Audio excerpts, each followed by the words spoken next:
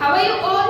I hope that you all are fine. My name is Vrida Nirali from Saraswati Group of Education, and today in this session we are going to understand the paper style, subjective paper style in detail, and we are going to revise all of our grammar topics, right? So in our paper style, as I have already explained it, but let me explain you in detail, okay? Subjective paper style.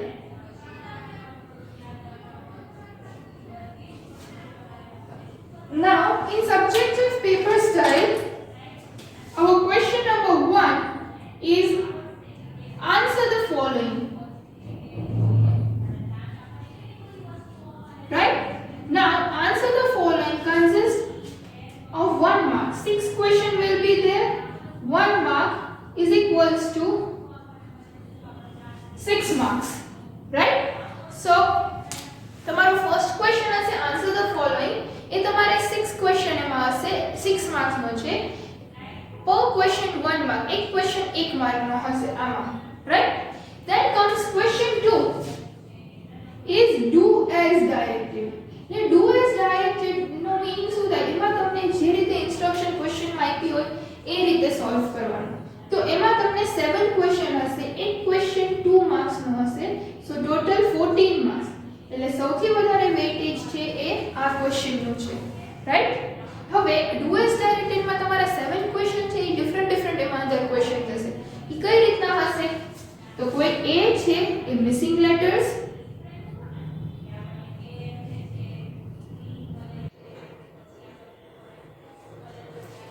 B jumble words, C opposite words,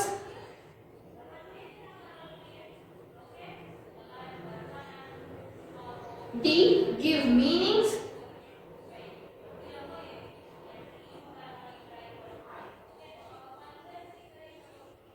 E. Now you are supposed to put them in the correct box, countable or uncountable. તમને ઉપર names આપેલા હશે nouns ના, અને તમારે correct કોલમમાં put up કરવાનું છે કે કાઉન્ટેબલ છે કે uncountable, right? Then the next question is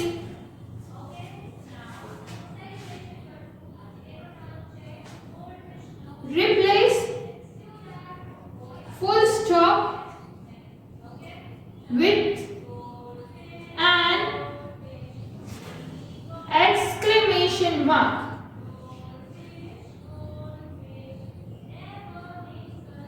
કે તમારે ફૂલ સ્ટોપ સેન્ટેન્સ આપેલો છે એમાં ફૂલ સ્ટોપ, તો એ ફૂલ સ્ટોપ ને એક્સક્લેમેશન સાથે રિપ્લેસ કરવાનું છે કે એક્ઝેક્ટલી કઈ પ્લેસ ઉપર એક્સક્લેમેશન માર્ક આવશે, રાઈટ? અને કયા સેન્ટેન્સ માં એ રીતે તમારે કરવાનું છે કે આખા સેન્ટેન્સ માં એક્સક્લેમેશન માર્ક ક્યાં આવશે.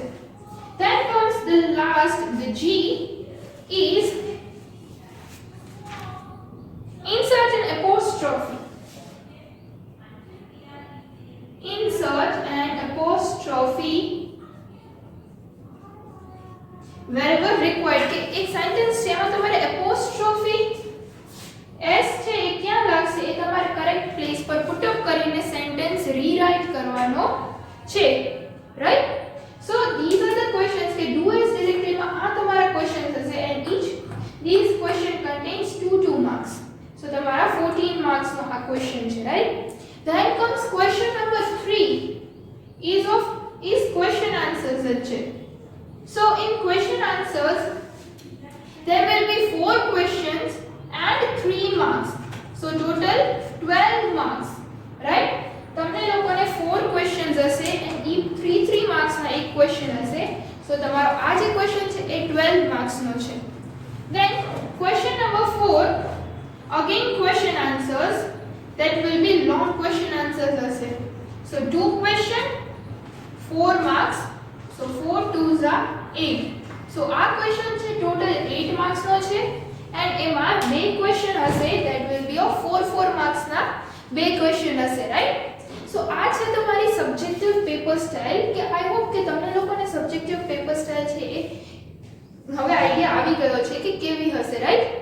આપણે નેક્સ્ટ આના પછીનો જે વિડિયો છે એમાં આપણે લોકો સબ્જેક્ટિવ પેપર સ્ટાઇલ પણ સોલ્વ કરશી, બટ એ પહેલા તમને આઈડિયા આવી જાય અને આપણે લોકો બધા ગ્રામર ટોપિકને રિવાઇઝ કરી લઈએ, સો તમને વર્કશીટ સોલ્વ કરવી બહુ ઈઝી થઈ જશે. Okay, so now let us solve all our grammar topics.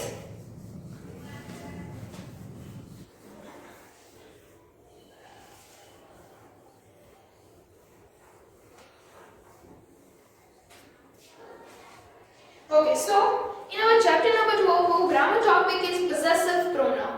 Pronoun means what? કે નાઉનની પ્લેસ પર જે આપણે વર્ડ યુઝ કરી છે to avoid the repetition of that word, એના માટે pronoun યુઝ કરી I, he, she, right?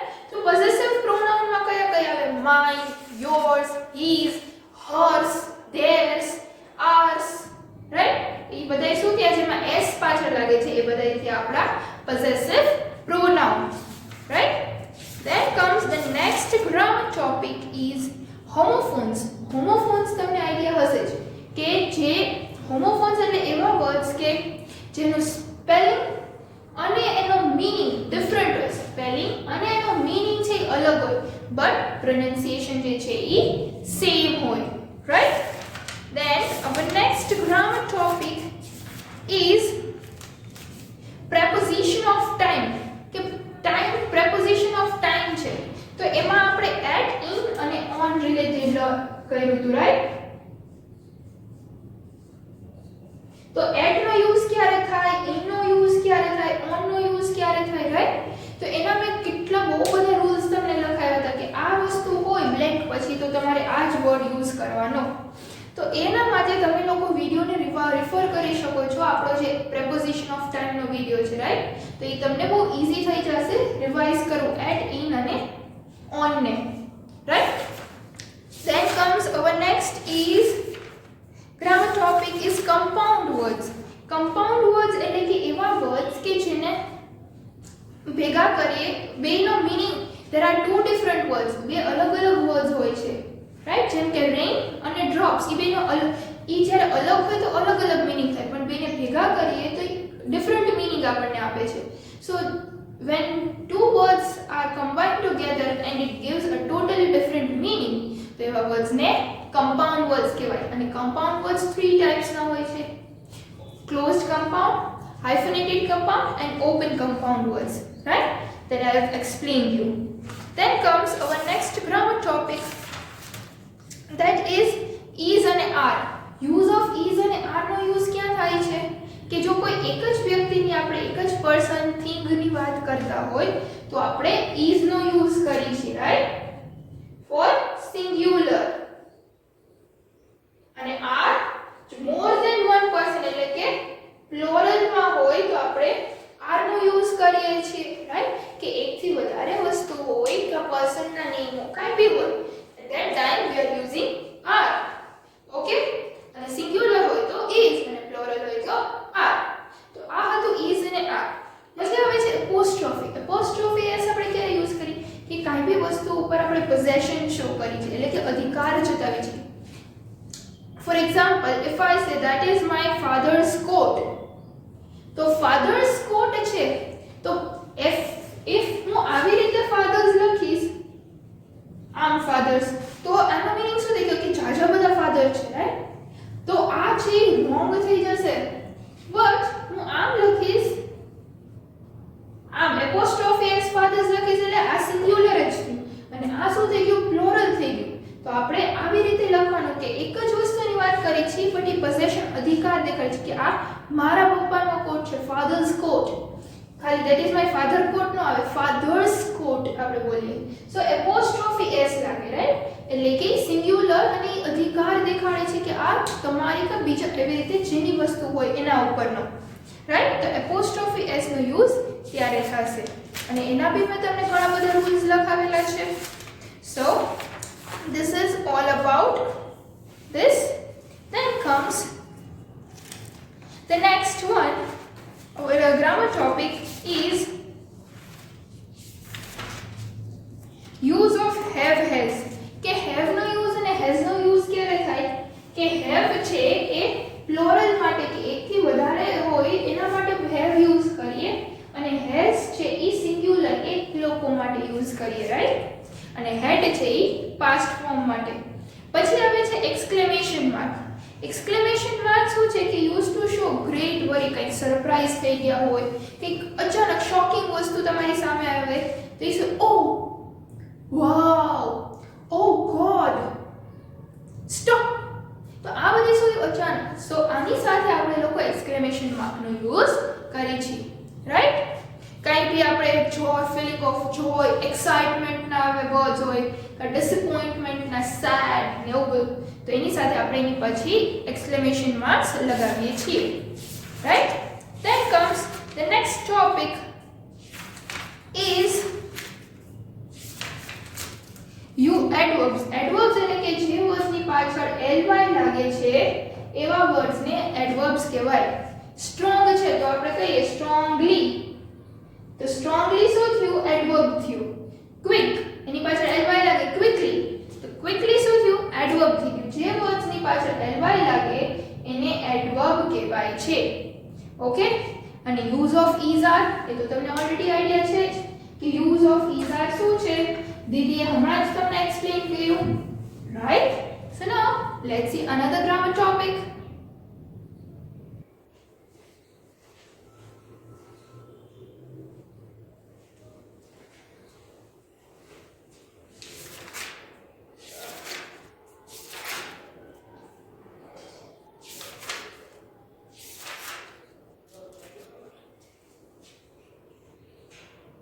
So now our another grammar topic is countable and uncountable nouns. કે countable એટલે કેવા nouns કે જે nouns ને તમે કાઉન્ટ કરી શકો છો. For example, હું એમ કહું પેન કાઉન્ટ કરવાની છે. Yes, you can count the pens. You can count the board. You can count these markers. You can count books, bags. આ બધી વસ્તુ તમે કાઉન્ટ કરી શકો. હવે uncountable nouns એટલે કે જે nouns ને તમે કાઉન્ટ નથી કરી શકતા. હું એમ કહું water. તો can you count water? તો વોટર તમે કાઉન્ટ નથી કરી શકતા, but you can count water. Bottle કીધું હોય તો તમે કાઉન્ટ કરી શકો, બટ વોટર કહું તો યુ કેન નોટ કાઉન્ટ. પછી હું રાઈસ કહું તો રાઈસ તમે કાઉન્ટ નથી કરી શકતા, રાઈટ? સો તમારે એવી રીતે આઈડેન્ટિફાઈ કરવાનું છે કે કઈ વસ્તુ તમે કાઉન્ટ કરી શકો છો અને કઈ વસ્તુ તમે કાઉન્ટ નથી કરી શકતા. Okay? Countable and uncountable nouns. પછી આવે છે noun phrase. So what is a noun phrase? Can be of two kinds. It can be a single noun or a pronoun. A single noun and a pronoun હોય, or it can be a group of words પણ હોઈ શકે. So which have a noun or a pronoun and a function together. કે એવા words કે જેમાં noun અને pronoun group of words કે સાથે હોય અને as a noun function together as a noun કરતા. If I say I enjoy playing tennis, તો tennis શું થયું? Noun, and playing tennis is a noun phrase. Now, did you enjoy reading this book? Enjoy reading this book. By reading this book, તો એ આપણે શું થઈ ગયું? noun phrase. આવી રીતે તમારે noun phrase ને આઈડેન્ટિફાઈ કરવાના છે, right? Then after, our next grammar topic is simile. Simile means what? Is your figures of speech. આ તમારી next figure of speech છે, right?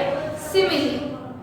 Okay, so now we were understanding about simile, right? Then what is simile? Simile is the figures of speech, right? One of the figure of speech we have understood. That a simile is used in આપણે કેવી રીતે ખબર પડે કે આ simile છે? Because when there is a comparison between two unlike objects, કે બે unlike વસ્તુની જ્યારે comparison થાય છે, right? ત્યારે simile હોય એ આપણને આઈડેન્ટિફાઈ થઈ શકે કે at that time simile is used. Then after conjunctions. Conjunctions are means what? કે conjunctions બે સેન્ટેન્સ ને બે અલગ અલગ સેન્ટેન્સ છે તો એને એક સેન્ટેન્સ બનાવવો હોય તો એને જોઈન્ટ કરવામાં હેલ્પ કરે છે, રાઈટ? તો conjunctions કયા કયા છે? and, or, but, because. તો આ બધા જે છે એ કને conjunctions કહેવાય. and છે આપણે કહે I love this and this, તો I love chocolates, I love this, I love, તો તમે આખા સેન્ટેન્સ લખો એમ બદલે if you use and or આવી રીતે suitable word જે યુઝ કરો then your sentence will be much shorter. So conjunctions no use conjunctions ને joining words પણ કહેવામાં આવે છે, right? Then afterwards the the next one is